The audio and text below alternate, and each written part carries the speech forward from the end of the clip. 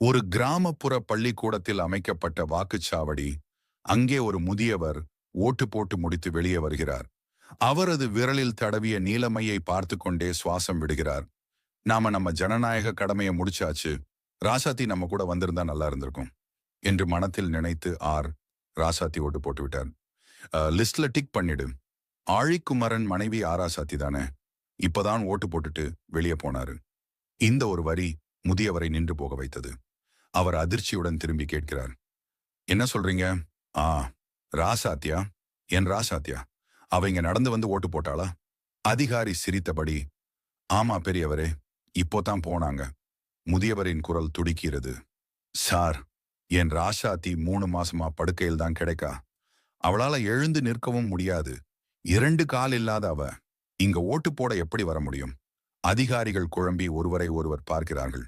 பெரியவரே, லிஸ்ட்ல மார்க் பண்ணிட்டோம். முதியவரின் குரல் உடைந்து பேசுகிறது. நான் ஓட்டு போட்டுட்டு அவளை வண்டியில ஏத்தி கூட்டிட்டு வரணும்னு நினைச்சேன். ஆனா நீங்க சொல்றீங்க அவங்க ஏற்கனவே வந்து ஓட்டு போட்டுட்டாங்கன்னு. அப்படின்னா என் ராசாத்தி பேர்ல யாரோ வேறொருத்தர் ஓட்டு போட்டிருக்கிறாங்க. மேல்நிலை அதிகாரி வந்து தலையசைக்கிறாரு. பெரியவரே, கவலைப்படாதீங்க. இப்படி தவறுகள் நடக்கக்கூடாது. அதனாலதான் ஒவ்வொருவரின் அடையாளமும் சரிபார்க்கப்படணும். அதனாலதான் வருடம் வருடம் வாக்காளர் திருத்தம் மேற்கொண்டு வருகிறோம். முதியவர் மெதுவாக சொல்கிறார், நான் அரசியல் தெரியாதவன் சார். ஆனா ஒரு விஷயம் மட்டும் தெரியும்.